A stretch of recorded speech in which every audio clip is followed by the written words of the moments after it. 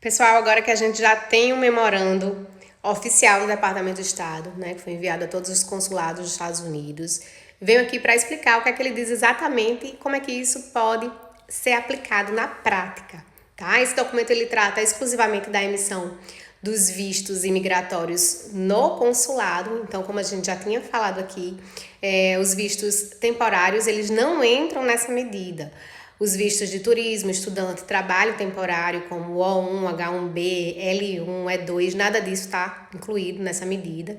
E o que o memorando determina é que, a partir de 21 de janeiro, os consulados eles devem continuar realizando as entrevistas normalmente, tá? Mas não devem emitir o visto de imigrante para as pessoas que sejam nacionais dos países listados, incluindo o Brasil. Então, os agendamentos e as entrevistas vão continuar.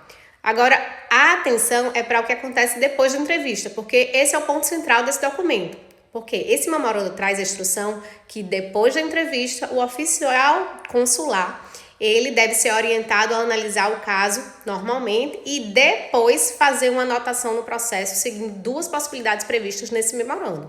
Então, ele vai analisar quando não há outro fundamento claro de inadmissibilidade, ou seja, não existe inadmissibilidade, ou quando o oficial vai entender que há risco de public charge.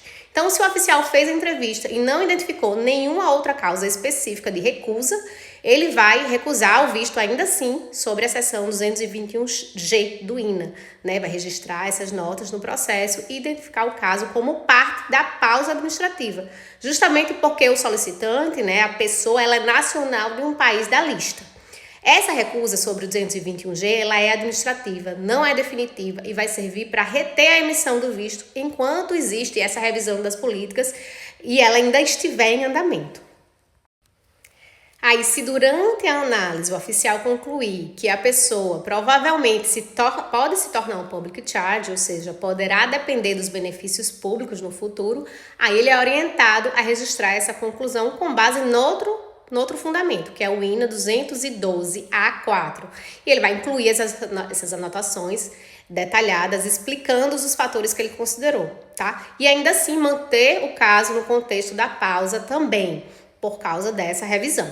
Então, o memorando ele deixa claro que o foco principal da análise, né, é o public charge, mas que a pausa ela se aplica independentemente de haver ou não outro fundamento, enquanto a política estiver sendo revista pelo departamento, tá? Outro ponto importante do documento é o quê? Que mesmo que a pessoa ela apresente documentos adicionais tentando demonstrar que não representa risco de public charge, o memorando ele orienta o oficial que registre essas novas informações e mantenha o caso identificado como parte da causa.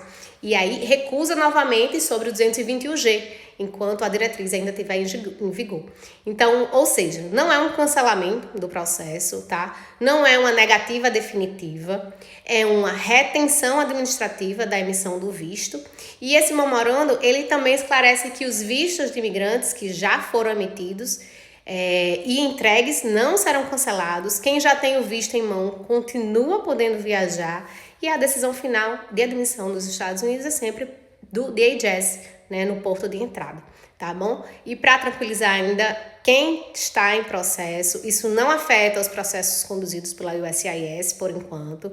Então, o processo que está em andamento de 140, de 130, ajuste de status, ou então qualquer outro que seja feito dentro dos Estados Unidos, não vai haver impacto, né? Ele é exclusivamente na fase consular, esse memorando.